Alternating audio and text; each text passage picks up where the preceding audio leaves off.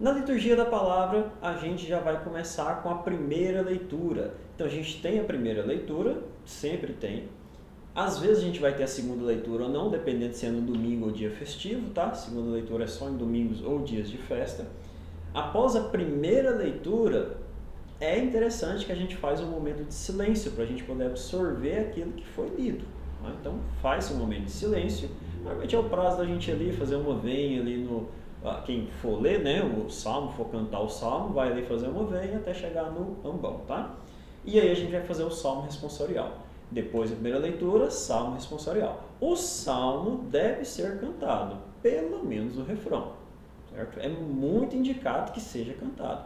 Por N situações, pode ser que não vai ter como cantar o salmo naquele dia, mas o missal pede para que o salmo seja cantado e inteiro, se não, pelo menos o refrão dele, ok?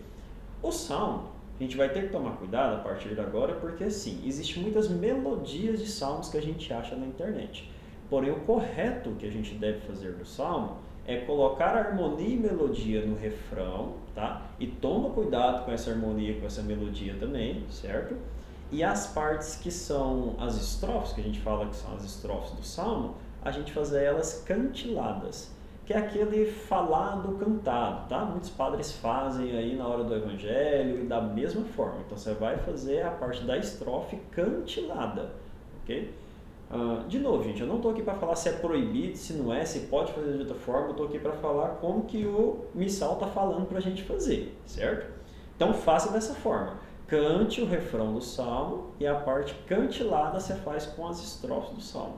O salmo ele não pode ser mudado, tá? Ele não pode ser mudado, ele tem que ser a letra que está lá no lecionário, e aí você vai ter que fazer isso. E ele tem que ser cantado do ambão.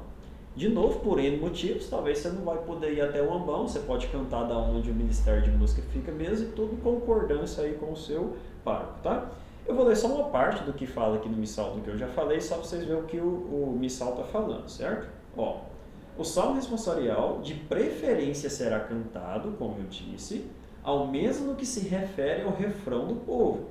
Assim, o salmista ou o cantor do salmo, do ambão ou outro lugar adequado, então tem que ser do ambão, ou, se for preciso, outro lugar que seja adequado, profere os versículos do salmo, enquanto toda a assembleia escuta sentada, geralmente participando pelos refrões. Então, até por isso que a gente não faz a parte das estrofes cantadas, que não é para a assembleia participar, ela é cantilada, então é só para quem está recitando o salmo fazer, tá? A não ser que o salmo seja proferido de modo contínuo, isso é, sem refrão, existe essa possibilidade, ok? Mas, para que o povo possa mais facilmente recitar o refrão salmódico, foram escolhidos alguns textos de refrões e de salmos para os diversos tempos do ano e para as várias categorias de santos, que poderão ser empregados em lugar do texto correspondente à leitura, sempre que o salmo for cantado. Se o salmo não puder ser cantado, seja recitado de modo mais apto para favorecer a meditação da palavra de Deus. Tá? Mas de preferência, cante. Ok? Feito o salmo, se tiver, vai ter a segunda leitura, se não, a gente já parte para a parte da aclamação ao Evangelho. A aclamação, não existe nenhuma regra falando disso que eu vou falar agora, tá? Porque a aclamação é o seguinte, a gente deve se cantar o aleluia antes da aclamação, tá? E normalmente ela é 3 vezes. Esse 3 vezes é que não é a regra, mas em todo lugar que você olha, tanto no missal, como aqueles livrinhos da liturgia, como nos folhetos, o aleluia sempre aparece 3 vezes.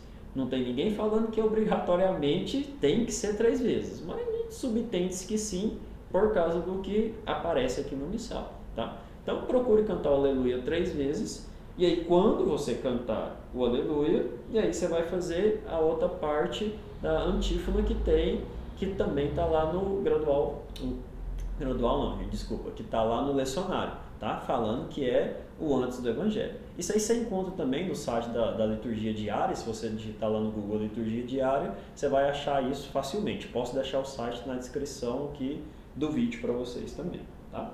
Vou ler aqui rapidamente o que fala da aclamação.